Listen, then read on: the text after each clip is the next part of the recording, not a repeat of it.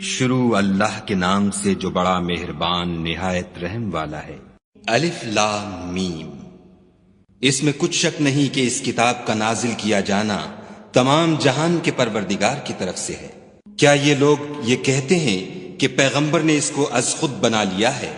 نہیں، بلکہ وہ تمہارے پروردگار کی طرف سے برحق ہے، تاکہ تم ان لوگوں کو ہدایت کرو جن کے پاس تم سے پہلے کوئی ہدایت کرنے والا نہیں آیا، تاکہ یہ رستے پر چلے۔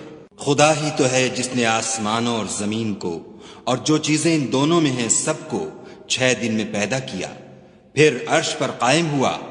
اس کے سوا تمہارا نہ کوئی دوست ہے اور نہ سفارش کرنے والا۔ کیا تم نصیحت نہیں پکڑتے؟ وہی آسمان سے زمین تک کے ہر کام کا انتظام کرتا ہے، پھر وہ ایک روز جس کی مقدار تمہارے شمار کے مطابق 1000 برس ہوگی، اس کی طرف صعود اور رجوع کرے گا۔ یہی تو پوشیدہ اور ظاہر کا جاننے والا اور غالب اور رحم والا خدا ہے، جس نے ہر چیز کو بہت اچھی طرح بنایا، یعنی اس کو پیدا کیا اور انسان کی پیدائش کو مٹی سے شروع کیا، پھر اس کی نسل خلاصے سے یعنی حقیر پانی سے پیدا کی، پھر اس کو درست کیا، پھر اس میں اپنی طرف سے روح پھونکی اور تمہارے کان اور آنکھیں اور دل بنائے، مگر تم بہت کم شکر کرتے ہو۔ اور کہنے لگے کہ جب ہم زمین میں ملیا میٹ ہو جائیں گے تو کیا از سر نو پیدا ہوں گے؟ حقیقت یہ ہے کہ یہ لوگ اپنے پروردگار کے سامنے جانے ہی کے قائل نہیں۔ کہہ دو کہ موت کا فرشتہ جو تم پر مقرر کیا گیا ہے تمہاری روحیں قبض کر لیتا ہے، پھر تم اپنے پروردگار کی طرف لوٹائے جاؤ گے، اور تم تعجب کرو جب دیکھو کہ گناہ گار اپنے پروردگار کے سامنے سر جھکائے ہوں گے اور کہیں گے کہ اے ہمارے پروردگار، ہم نے دیکھ لیا اور سن لیا، تو ہم کو دنیا میں واپس بھیج دے کہ نیک عمل کریں، بے شک ہم یقین کرنے والے ہیں۔ اور اگر ہم چاہتے تو ہر شخص کو ہدایت دے دیتے، لیکن میری طرف سے یہ بات قرار پا چکی ہے کہ میں دوزخ کو جنوں اور انسانوں سب سے بھر دوں گا۔ سو اب آگ کے مزے چکھو، اس لیے کہ تم نے اس دن کے آنے کو بھلا رکھا تھا۔ آج ہم بھی تمہیں بھلا دیں گے، اور جو کام تم کرتے تھے ان کی سزا میں ہمیشہ کے عذاب کے مزے چکھتے رہو۔ ہماری آیتوں پر تو وہی لوگ ایمان لاتے ہیں کہ جب ان کو ان سے نصیحت کی جاتی ہے تو سجدے میں گر پڑتے اور اپنے پروردگار کی تعریف کے ساتھ تسبیح کرتے ہیں اور غرور نہیں کرتے۔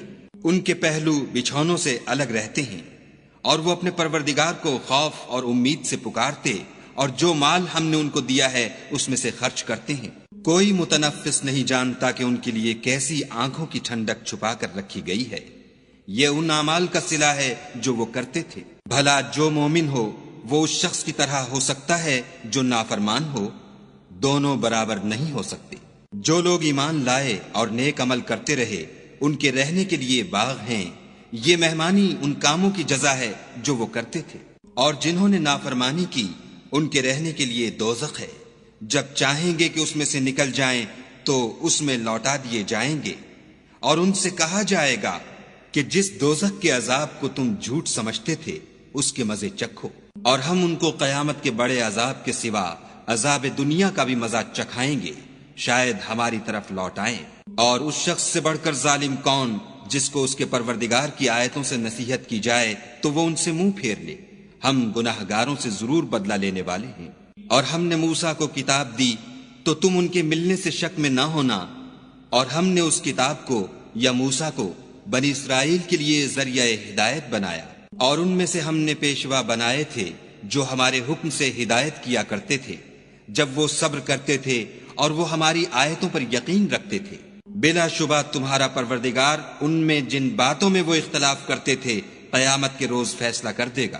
کیا ان کو اس امر سے ہدایت نہ ہوئی کہ ہم نے ان سے پہلے بہت سی امتوں کو جن کے مقامات سکونت میں یہ چلتے پھرتے ہیں ہلاک کر دیا؟ بے شک اس میں نشانیاں ہیں، تو یہ سنتے کیوں نہیں؟ کیا انہوں نے نہیں دیکھا کہ ہم بنجر زمین کی طرف پانی رواں کرتے ہیں، پھر اس سے کھیتی پیدا کرتے ہیں جس میں سے ان کے چوپائے بھی کھاتے ہیں اور وہ بھی کھاتے ہیں، تو یہ دیکھتے کیوں نہیں؟ اور کہتے ہیں اگر تم سچے ہو تو یہ فیصلہ کب ہوگا؟ کہہ دو کہ فیصلے کے دن کافروں کو ان کا ایمان لانا کچھ بھی فائدہ نہ دے گا اور نہ ان کو مہلت دی جائے گی، تو ان سے منہ پھیر لو اور انتظار کرو، یہ بھی انتظار کر رہے ہیں۔